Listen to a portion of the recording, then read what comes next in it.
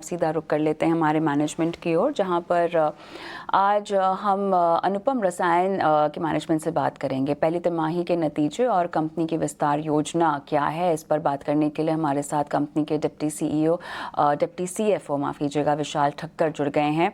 और विशाल, स्वागत है आपका। रेवेन्यू के सवाल से मैं शुरुआत करना चाहती हूँ, जहाँ पर अगर हम सीक्वेंशियल बेसिस पे देखें तो थोड़ी सी गिरावट दर्ज हुई है। वॉल्यूम और वैल्यू इम्पैक्ट इस तिमाही को लेकर आप कैसे समझाएंगे?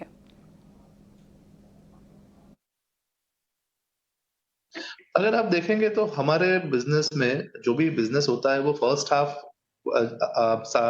टिपिकली 40 से 45% होता है साल का रेवेन्यू का, और सेकंड हाफ 55 से 60% होता है साल के रेवेन्यू का। तो अगर आप ईयर ऑन ईयर हमारा नंबर्स को देखेंगे ये क्वार्टर के, तो कंसोलिडेटेड बेसिस पे 19% का हमारा ग्रोथ हुआ है। तो तो हमें वो नहीं लग रहा है कि भाई ज्यादा कोई इम्पैक्ट उसका अभी है। दूसरा, अगर आप देखेंगे तो हमारे मार्जिन्स को भी हमने हमारे मेंटेन रहे हैं। 26 से 28% के मार्जिन्स का हमारा जो गाइडेंस है वो कंटिन्यू रहता है। हाउएवर इस साल इस क्वार्टर का अगर देखेंगे तो 29% का हमारा एबिटा मार्जिन रहा है। तो ज्यादातर जो भी आज आप देख पाएंगे तो ग्रोथ तो दिख रहा है। स्टैंड अलोन बेसिस पे वो फ्लैट फ्लैट बेसिस पे है। जो हमारा हमारा समझ ये है कि जो कस्टमर से बात हुई है कि भाई सालाना ग्रोथ को वो लोग बरकरार रख रहे हैं अराउंड 20% के आसपास। पर पहले पहले 2 क्वार्टर में थोड़ा फ्लैट रहेगा, क्योंकि डिमांड वो सेकंड क्वार्टर में पुश हुई है, इंक्रीमेंटल डिमांड। एबिटा मार्जिन जो आपने गाइडेंस दी थी लगभग 26 से 28% के आसपास, क्या आप इस पर बने हुए हैं?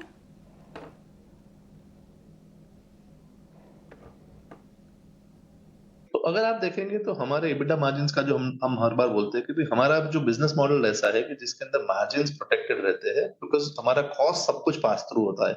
और जब हम कॉस्ट बोलते हैं तो रॉ मटेरियल अकेला ही नहीं, बट उसके जो ओवरहेड्स और जो यूटिलिटी और आपका एनर्जी कॉस्ट है वो सब भी पास थ्रू रहती है। तो उसके चलते अगर आप देखेंगे कि जब जब प्राइसेस इंक्रीजिंग नेचर में इन्फ्लेशनरी एनवायरनमेंट है, तभी भी हम हमारे एबिटा मार्जिन्स को मेंटेन कर पाए थे। और आज जो डिफ्लेशनरी एनवायरनमेंट आप देख पा रहे हैं, तभी भी हमारे मार्जिन्स को मेंटेन कर पा रहे हैं। तो एक बात बहुत बहुत सिंपल सी है कि हमारा मार्जिन्स हम प्रोटेक्ट कर पा रहे हैं, कर पाएंगे, क्योंकि ये मॉडल ही ऐसा है। और इसीलिए हम गाइडेंस 26 से 28% देते हैं। हाँ, कुछ अच्छा परफॉर्मेंस रह जाएगा तो हमारा 1% बढ़ जाएगा, या 26 से 28 के बीच में हम रह जाएंगे। तो ये हमारा एबिटा का गाइडेंस रहेगा। और रेवेन्यू का हम जो बोल रहे हैं कि भाई मोटा मोटी 20% से ज्यादा का रेवेन्यू हम इस साल भी देख पा रहे हैं एज ऑफ नाउ। आपके पूरे पोर्टफोलियो में कितना हिस्सा जेनरिक्स का होगा और इनोवेटर्स के लिहाज से आप कितना हिस्सा सौंपेंगे? और इसके अलावा कोई खास कंपटीशन और प्राइसिंग प्रेशर चीन की तरफ से बढ़ता हुआ जो आपने महसूस किया हो?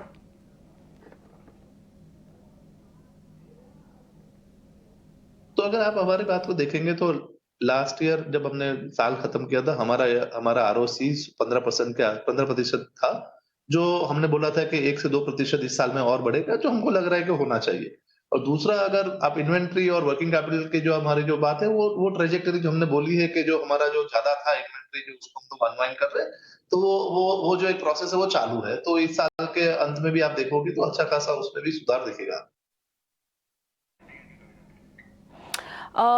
ये बताएं हमें, वर्किंग कैपिटल जो है इन्वेंट्री डीस्टॉकिंग की वजह से कितना इस पर इम्पैक्ट हुआ है? रिटर्न रेशियोज पर इसका कितना असर हम आने वाली तिमाहियों में अब देखेंगे? नहीं मैम, अगर आप देखेंगे तो हमारा जो भी केपेक्स है वो यथावत है। हम उसमें कोई भी तरह का डिले या पोस्टपोनमेंट हम नहीं देख रहे हैं। हमारा हमारा जो भी ये केपेक्स था वो सब हमने जो पैसे रेज किए थे क्यूआईपी के थ्रू, और हमारे इंटरनल अप्रूवल्स, और हमारे पास वो पैसे आज अवेलेबल है। तो हम कहीं पे भी ये नहीं देख रहे हैं कि भाई हमारे प्रोजेक्ट्स को एक दिन से भी डिले किया जाए।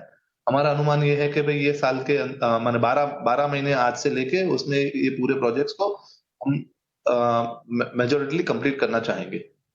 तो हमारा कोई वो ऑब्जेक्टिव या हमारा कोई विचार ये नहीं है कि जिसमें हम ये नंबर्स को या ये प्रोजेक्ट्स को डिले किया जाए। केपेक्स प्लान को लेकर आप क्या अपडेट हमें देख सकते हैं? और कॉस्ट रिडक्शन को लेकर फिलहाल क्या आपकी कोई प्लानिंग है, कोई योजना है? सो सी अगर आप हमारे एक्सपोर्ट्स की बात अगर आप ग्लोबली एनवायरनमेंट की बात करें तो ग्लोबल एनवायरनमेंट में हाँ, थोड़ा-सा इन्वेंटरी है जो डिस्टॉकिंग हो रहा है, उसके चलते बहुत सारे लेवल्स पे लोगों को डिमांड का इम्पैक्ट आ रहा है।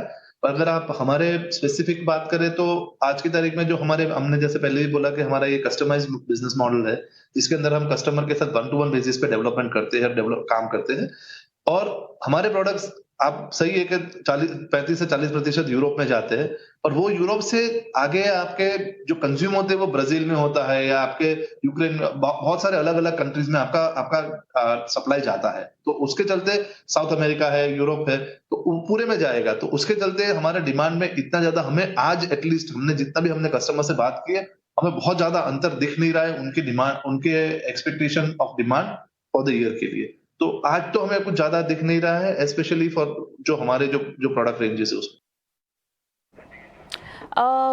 डिमांड सिनेरियो फ़िलहाल एक्सपोर्ट के लिहाज से देखना होगा हमें कि किस तरह से पैन आउट होता है। लेकिन विशाल, बहुत बहुत धन्यवाद आपका, आपने समय निकाला और हमसे इतने विस्तार से बात की। और विनीत हमारे जो आज के मेहमान हैं फंडामेंटल एक्सपर्ट, उनसे मैं जुड़ना चाहती हूं। और विनीत अनुपम रसायन के मैनेजमेंट से हमने बात की है, जिन्होंने आने वाली तिमाहियों को लेकर अपनी तमाम रणनीति हमारे सामने रखी है। फ़िलहाल आपका क्या व्यू बनता है स्टॉक पर?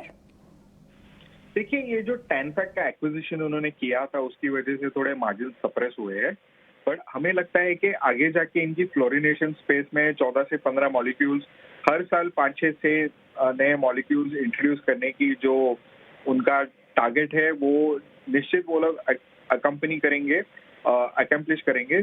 दूसरी चीज क्या है कि इनकी जो केमिस्ट्री के ऊपर होल्ड है वो काफी एग्जेम्पलरी है और हमें लगता है कि ये कंपनी आपको अगले 3 से 4 साल में 25 से 30% का आपको रिटर्न देती रहेगी।